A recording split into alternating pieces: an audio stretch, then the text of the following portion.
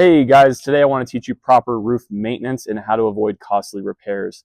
90% of leaks that make it into the house can be avoided with routine inspections. We recommend getting your roof inspected twice a year, once before monsoon season and then again once after. Here's what to look out for. Debris on the roof. Get it off and keep it clean. Cracked, slid, torn, or missing shingles, tiles, or coating. Rotten wood. Ponding issues, and storm damage like hail and wind. And remember, guys, super important, get your roof inspected twice a year. If you guys can't do it, give us a call and we'll do it for you.